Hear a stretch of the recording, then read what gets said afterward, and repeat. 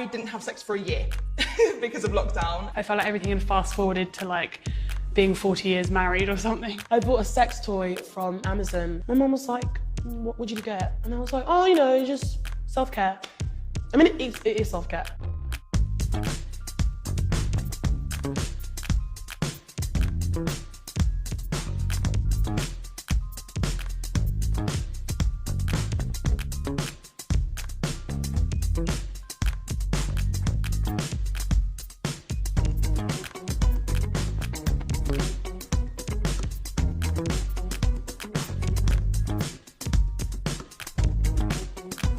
I think part of it was boredom because I was like, there's nothing else to do right now. Like I live in Newcastle and it gets dark at like 3:30.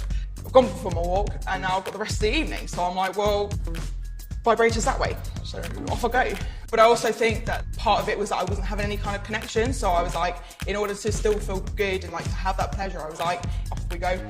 There was definitely a growth in conversation. I think for a lot of people, especially friends who I weren't necessarily as close with, they definitely opened up. Like, we'd be like, oh, have you tried this? Have you tried that? Being at home in lockdown with my parents, I was just like, I just have to suffer in silence. Chris Evans looks amazing in that Captain America suit, but I can't do anything about it. It was definitely like one of those yes, please moments, but also no, because my dad is next to me, so I can't do that.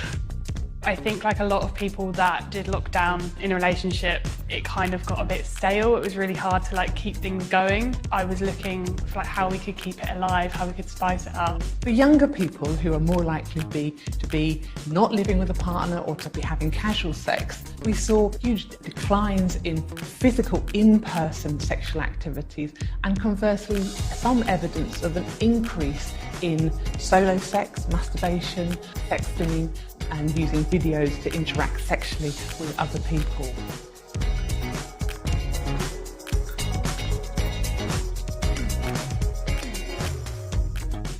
Online is nice and you know, you're still speaking to someone else, it's not just you. But at the end of the day, it's you alone in a room and having someone else touch my body is something that I love and something that I've missed and something that I want to keep happening.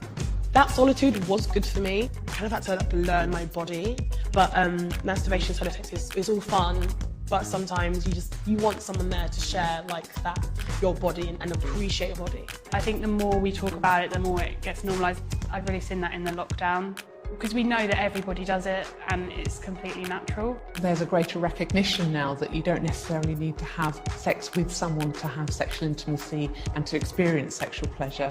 And I think for women, where there have been differences in the ability to experience sexual pleasure in contrast to men, then the opportunity to experiment with solo sex, virtual activities, perhaps provides women with an opportunity to have more experience of pleasure.